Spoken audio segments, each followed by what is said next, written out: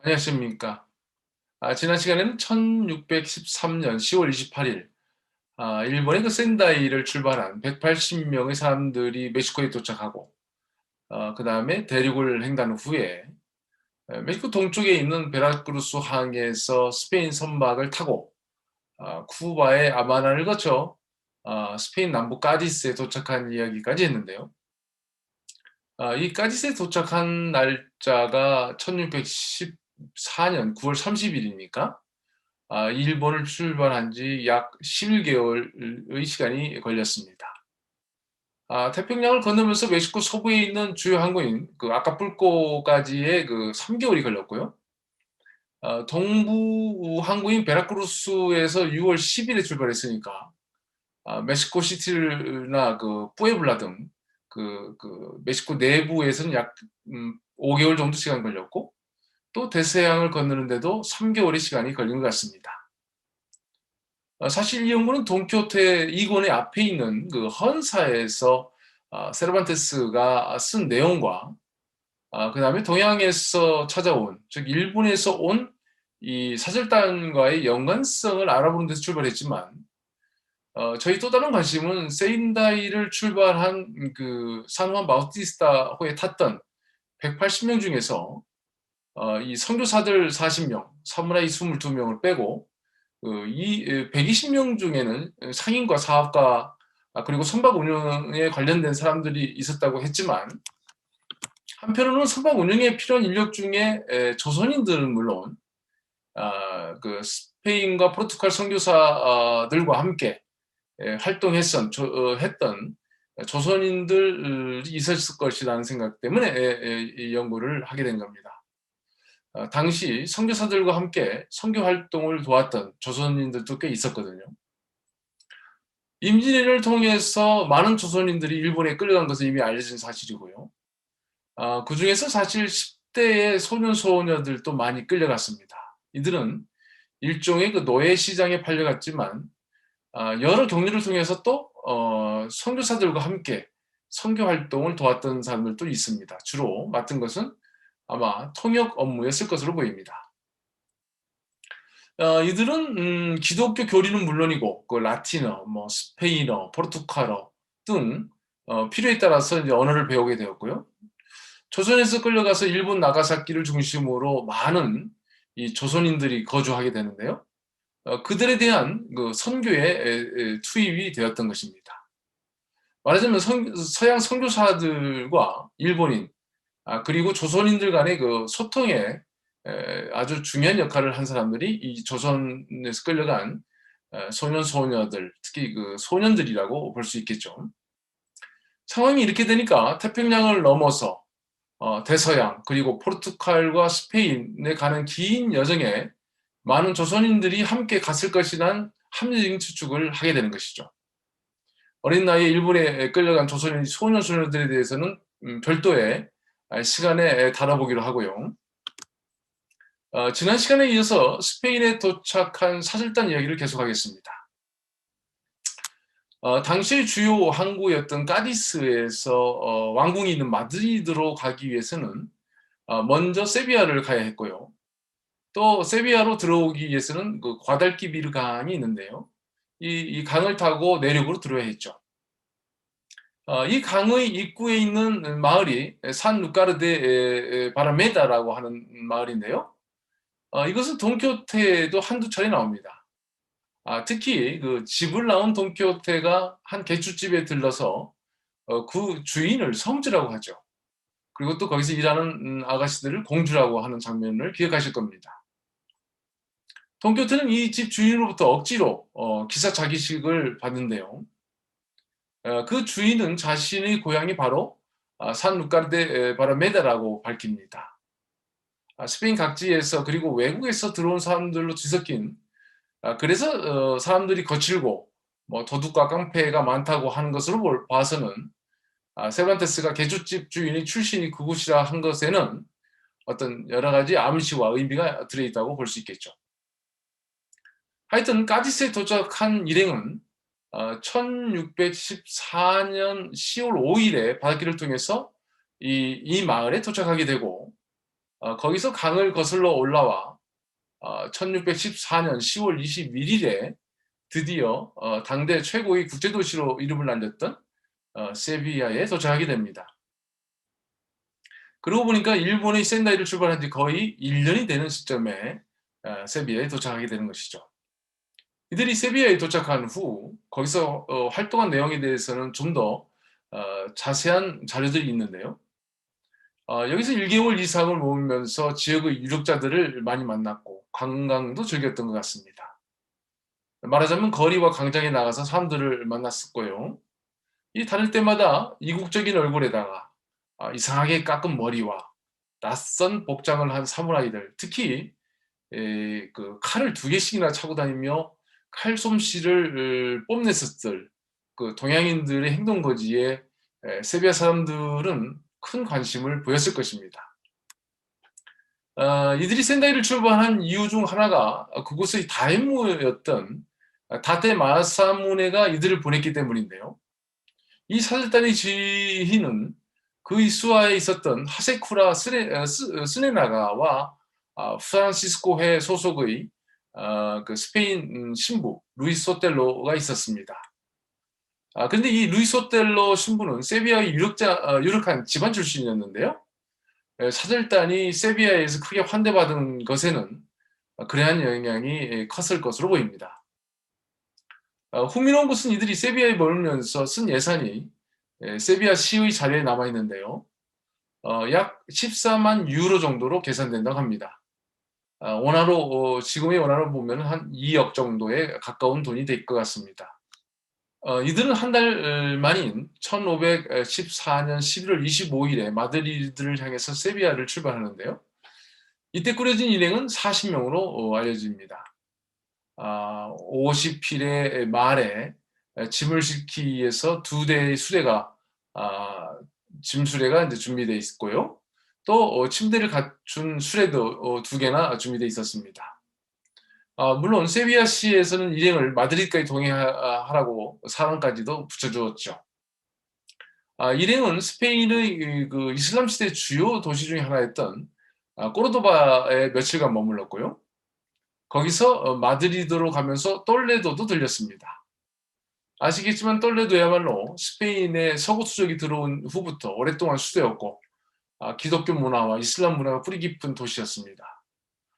이 도시를 동행해서 온 사절단은 아마 세비야에서도 꼬르도바에서도 그리고 똘레도에서도 참으로 아주 신기하고 뭐랄까요, 이국적인 것들을 참으로 많이 보고 경험했을 것으로 보입니다. 그리고 세비야를 거의 떠나서 거의 1개월 만에 그러니까 1614년 12월 20일에 마드리드에 도착하게 되죠.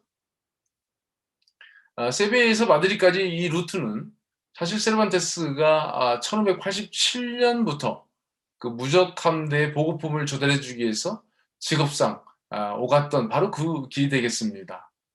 1588년에 세르반테스는 아예 세비야에 머물게 되죠. 돈키호테를 읽어보신 분들은 기억하시겠지만 이 오가는 길에는 작품 속에 몇 번 나오는 마을도 있죠. 물론 똘레도도 그렇습니다만은 특히 그 푸에르토 라피세라는 그런 작은 마을인데요.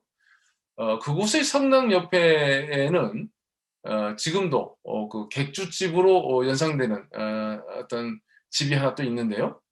그곳 2층에서 세르반테스가 머물면서 돈키호테를 썼다고 하는 말도 있습니다. 하여튼 루이스 오텔로 신부와 사무라이 그 하세쿠라 스레나가 이끈 사절단은 마드리드에 도착하여서 그 샌프란시스코 수도의 숙소인 콘벤토 데 샌프란시스코에 머물게 됩니다. 거기서 스페인 왕이었던 펠리페 3세와의 만남을 기다렸는데요. 그런데 그 루이스 오텔로 신부가 프란시스코회 소속이었지만은 이 마드리드 왕궁 주변은 예수의 신부들이 세력이 더 강했었던 것 같습니다. 그러다 보니까 이 두 세력 간의 갈등 때문에 스페인 왕을 만나는 일정이 지체되었는데요. 어쨌든 간에 왕궁에 들어가서 왕을 만난 것은 다음 해인 1615년 1월 30일 음력 1월 2일에나 가능했습니다. 이미 스페인 왕에게는 다음과 같은 서신이 도착해 있었는데요.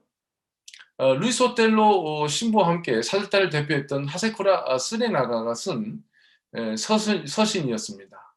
내용은 다음과 같습니다. 일본에는 제가 모시는 다테 마사무네라는 오슈 지역의 영주가 계십니다.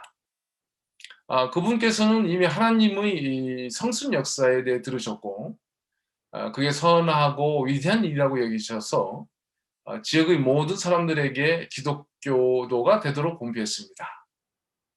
아울러 폐하께서는 기독교인들의 위대한 왕이시고 교황님은 기독교 세계의 수장이심을 알고 이렇게 저를 루이스 오텔로 신부와 함께 보내서 두 분께 경배하도록 하고 샌프란시스코 회의 신부들을 보내주실 것을 요청하셨으니 소인이 직접 폐하를 찾아뵙고 이러한 사정을 소상히 아뢰까 하옵니다.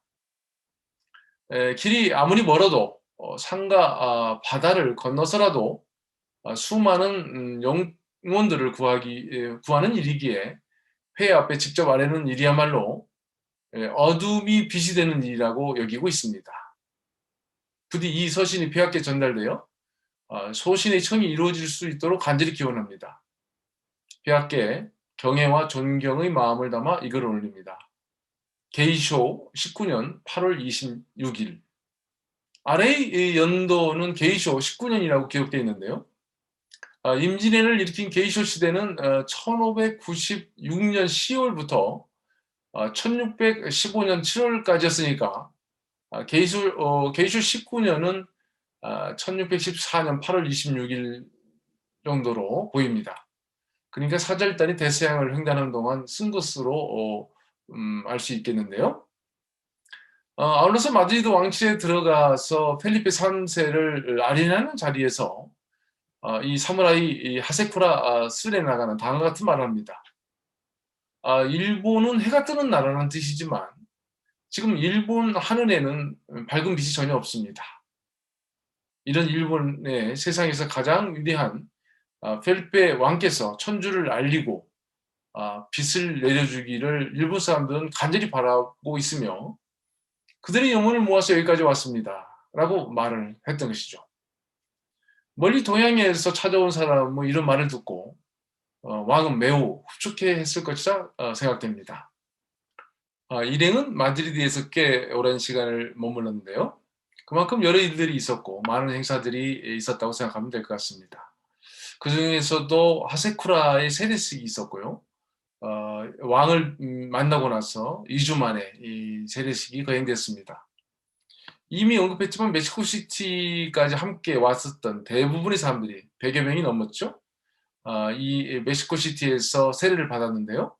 그때 사절단을 이끌었던 하세쿠라는 마드리드에서 세례를 받기로 했는지 멕시코에서는 받지 않았고 이렇게 마드리드 왕실의 지원하에 1515년 2월 27일에 세례를 받게 됩니다. 장소는 왕실 수도원인 레알 모나스테리오 데 데스칼사스였고요. 아주 웅장한 공간에서 거대한 행사가 치러졌습니다. 파이프 오르간 음악과 합창단의 이야기가 나오면서 천상의 분위기를 냈다는 기록이 남아있고요. 구수한 신부가 집존했습니다. 당시 스페인에서 가장 영향력이 있었다던 네르마 공작이 대부가 되었고요. 그의 딸 바라카스 백작이 대모로 섰습니다. 펠리페 3세를 비롯한 왕실 가족과 많은 귀족 그리고 로마 교황청의 대사나 여러 종교인들이 참석한 가운데 세례식이 아주 웅대하게 거행되었습니다. 세례명은 펠리페 프란시스코로 부여됐는데요. 그의 성을 넣어서 펠리페 프란시스코 데 하세쿠라로 기록했습니다. 그에게 왕의 이름과 같은 이름에 그 펠리페라는 이름을 붙여줬으니까 대접이 아주 융숭했던 것으로 짐작할 수 있는데 세례식 후에는 펠리페 왕자가 축하를 열어준 것으로 기록되어 있습니다. 이 펠리페 왕자는 나중에 펠리페 4세가 되겠죠. 왕은 나름 동양에서 온 이들에게 대해서 아주 호기심을 부였고요. 이들의 이야기를 들으면서 그렇게 먼 나라에서 사람들이 이렇게 기독교 신앙에 강한 것에 대해서 놀랐을 것입니다. 한편 이들은 마드리드에 도착한 지 약 8개월 만인 1615년 8월 15일에 로마로 가기 위해서 마드리드를 떠나게 됩니다. 이번 시간에는 일본을 출발한 사절단이 스페인에 도착해서 마드리드로 올라왔고, 마드리드에 있었던 많은 일 중에서 하세쿠라 세례식 이야기를 했는데요. 아시다시피 스페인은 오랫동안 톨레도가 수도였고 기독교 왕국이면서 잠시 중심지 역할을 했습니다. 이어서 1561년에 마드리드 옮기게 되었는데요. 당시 강력한 귀족들이 수도를 다시 바야돌리로 옮겨야 된다고 해서 1601년에 바야돌리로 옮겼다가 한 5년 만에, 즉 1606년에 펠리페 3세가 통치하면서 다시 수도를 마드리드 옮기게 됐죠. 이런 과정에서 1605년에는 세르반테스가 바야돌리드에 있었고요. 돈키호테 일권은 마드리드에서 인수했습니다. 1606년에는 마드리드로 거처를 옮겼는데요. 이런 상황의 변화 속에서 그 사절단이 방문한 대략 1615년경에 마드리드는 몇만 명 정도의 인구밖에 없는 작은 소도시에 불과한 상황이었습니다. 말하자면 8개월을 마드리드에 머무는 동안에 많은 행사를 했을 것이고, 이렇게 세례식을 거창하게 하는 가운데 당시 돈키호테 일본을 유명세를 탔던 세르반테스를 만날 기회는 당연히 있었다고 봅니다. 행사가 아니었더라도 궁금증이 강했던 세르반테스가 직접 찾아가거나 사절단이 직접 방문을 해서 만날 수가 있었을 것 같은데요. 다시 돈키호테 2권의 그 레모스 백작에게 바치는 글의 내용을 읽어보면 제 책이 빨리 나오기를 바라는 사람 중에 하나가 중국의 황제가 있었던 것 같습니다. 한 달 전 한자로 직접 저에게 편지를 쓰고 서명을 하여 사신편에 보내면서 요청하기를, 간청하기를 황제께서 학교를 세우려고 하는 바 스페인어를 읽도록 할 것인데 바로 돈키호테를 갖고 하겠으니 작품을 보내달라는 것이었습니다. 아울러 저에게 그 학교의 총장이 되어달라는 부탁도 하였습니다. 이에 저는 자신에게 혹시 폐하께서 저에게 어떤 금전적 지원을 해주었냐고 물었더니 그런 것은 전혀 생각도 안 하셨다는 답이었습니다. 이에 저는 형제여, 하루에 얼마를 가든 왔던 길로 해서 중국으로 돌아가시오. 난 그렇게 긴 여행을 할 만큼 건강하지도 않고 돈도 없어. 황제나 군주에 대해 말한다면 나에겐 나폴리의 레모스 백장님이 계시오. 그렇게 학교의 총장이니 다른 좋은 직책 없이도 나를 먹여 살리고 보호해주고 내가 생각지도 않은 은혜까지도 다 베풀어 주시는 분이라네 라고 말했고 작별을 구했습니다 라고 돼 있죠. 내용을 보면 먼저 요청한 것이 세르반테스가 아니었고 황제가 와 그 사절단이었다 했으니까 세르반테스를 직접 방문했다는 말도 신빙성 있게 보입니다. 내용도 매우 구체적입니다. 중국의 스페인을 가르치는 학교를 세우겠다는 말과 돈키호테란 작품을 읽기 위한 교재로 쓰겠다는 말도 분명 할 수 있는 말이라고 봅니다. 당시 돈키호테는 포르투갈어는 물론이고 다른 나라 말로 번역되었고 유럽에 꽤 알려져 있는 책이었죠.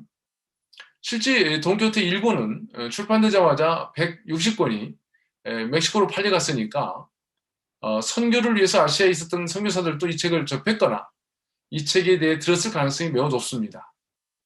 앞에서 언급했듯이 멕시코에서 필리핀까지 해로를 통해서 스페인 사람들이 이동하고 있었기 때문이었죠. 네, 어떻습니까? 점점 돈키호테 속 세르반테스의 말이 허구가 아닌 역사였다는 점에 점점 가까이 접근하고 있는 것 같습니다. 다음 시간에 계속하겠습니다. 감사합니다.